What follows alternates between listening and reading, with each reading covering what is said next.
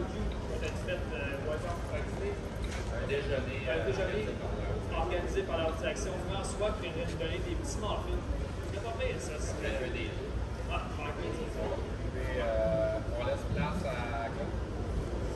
Ben, c'est ça, je voulais vous parler de Centraide. Ça fait 2 ans que je viens vous solliciter tous les années. Et puis, je voulais parler de ça un peu avec les invités ce matin. On veut savoir où est-ce qu'elle va notre argent. Quand on donne ça sur nos payes, quand on ramasse 2800$ l'année passée, on va essayer de mettre ça cette année. Je présente M. Couture, qui est le bénévole régional pour Centraide, et Mme Théberge, qui est la directrice de l'auberge Chumontois, qui vient d'aide aux hommes en difficulté. Je vais lui laisser la parole pour savoir où est-ce qu'elle va votre argent. Oui. Alors, bonjour tout le monde. Un gros merci à M. Turmel, parce que je ne veux pas oublier de le remercier à travers de tout ça. M. Lamarche vous a parlé d'investissement dans Rona, Lose. Très bon investissement. Diapason, très bon investissement. Centraide, très bon investissement également. Puis M. Turmel me demandait et dit j'aimerais ça expliquer à mes gens où va cet argent-là, parce que les organismes à but non lucratif, on entend parler de toutes sortes d'aventures, puis des fois, c'est pas les meilleurs. Alors, dans la région ici, Granby immédiat, Centraide a donné l'année dernière au-delà de 270 000 $ à 12 organismes, dont l'auberge sous mon toit. Et je peux vous dire que ces argents-là sont très bien investis. Chaque organisme fait une demande et il y a 2 audits qui sont faits à 2 ans dans ces organismes-là. Un financier par des comptables agréés et un pour les opérations par des gens de Centraide. On rencontre les conseils d'administration de chacun de ces organismes-là, la direction générale, il y a des questionnaires de fait, on s'assure que tout est sous contrôle dans l'organisme et on a leur plan d'affaires pour les 2 ans à venir. Donc, c'est du sérieux. Chaque dollar qu'on recueille est très bien investi, je peux vous le dire. Et finalement, peut-être pour vous dire que les temps sont durs, on le reconnaît pour tout le monde. L'inflation est là. Les organismes à but non lucratif vivent ça également, sont obligés de majorer leur salaire. La rétention de personnel n'est pas évidente dans ces organismes-là. Donc, on compte sur vos argents et je vous remercie beaucoup à l'avance pour la campagne que vous allez faire. Merci. Je vous présente. Merci. Un des organismes qu'on supporte à Granby est la maison L'Auberge sous mon toit. La directrice générale, Mme Marie Théberge, qui est là depuis au-delà de 15 ans. Donc, j'ai le plaisir de lui laisser la parole. Elle va nous présenter son organisme. Merci. Donc, bien évidemment, l'Auberge sous mon toit est quand même encore peu connue à Granby, même si ça fait 52 ans qu'on est implanté à Granby. Notre mission première, c'est vraiment un centre d'hébergement pour les hommes en difficulté, toutes difficultés confondues, qu'on parle de situations amoureuses difficiles, de toxicomanie, de santé mentale, de parents qui sont plus capables de supporter leurs enfants à la maison, qui nous les envoient. Donc, mais il faut que la personne soit volontaire à venir à l'auberge et qu'elle ait le désir de reprendre sa vie en main. On est vraiment un organisme de réinsertion sociale. Donc, on vit beaucoup d'enjeux présentement. M. Couture en a parlé, on parle d'enjeux de pénurie de main-d'œuvre, on parle d'enjeux de pénurie de logement à Granby avec un taux d'inoccupation de 0,1 % et un enjeu de financement aussi.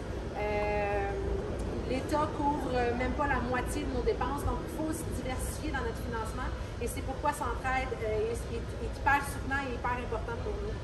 On nous demande souvent c'est quoi notre taux de réussite. Pour moi, le taux de réussite est de 100 %. Parce qu'aussitôt qu'un homme prend le téléphone pour nous appeler et demander de l'aide, en soi, pour nous, c'est un succès. C'est sûr que quand les gars partent de l'auberge après leur séjour, ils ont un séjour maximum d'1 an qui présentement s'étire à cause de la pénurie de logement. Donc, quand ils s'en vont, c'est sûr qu'il y en a qu'on n'a jamais de nouvelles, fait qu'on ne sait pas si notre graine a poussé. Mais il y en a d'autres qui nous rappellent plusieurs années plus tard et qui nous disent ben, si vous n'aviez pas été là, j'aurais pas aujourd'hui ma petite famille, est-ce que je peux aller vous la présenter? Fait que ça, pour nous, c'est vraiment notre paye. On parle d'enjeux de financement. Présentement, nous, on a 20 chambres. C'est toutes les chambres individuelles, donc une possibilité de 20 résidents. Par contre, on a présentement 4 chambres qui sont fermées, malgré une hausse des demandes, malgré une liste d'attente, parce qu'on n'a pas le budget pour. Donc, ça nous prendrait un intervenant supplémentaire pour pouvoir répondre à toutes les demandes, parce que de plus en plus, on le sait, les problématiques sont de plus en plus complexes, de plus en plus lourdes. Donc, je demande de plus en plus d'interventions. Fait qu'avec mes 3 intervenants présentement, c'est pas assez pour supporter 20 chambres, 20 résidents. On offre des services d'accompagnement. On offre des services 3 repas par jour, la collation, des transports pour des rendez-vous médicaux. On aide à faire des CV, de l'aide budgétaire. Donc, on est vraiment là dans toutes les sphères. On fait des cartes, on va avec eux pour faire leur carte d'identité, pour l'aide de dernier recours, remplir des documents.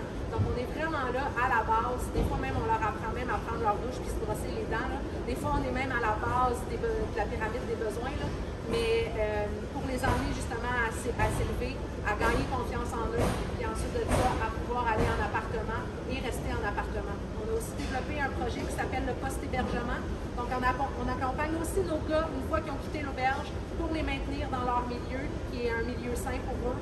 Donc, on a un intervenant, là, on a eu un petit budget ponctuel pour monter ce projet-là. Donc, présentement, on a un intervenant qui est attitré à nos anciens résidents. Fait que ça aussi, c'est très pratique.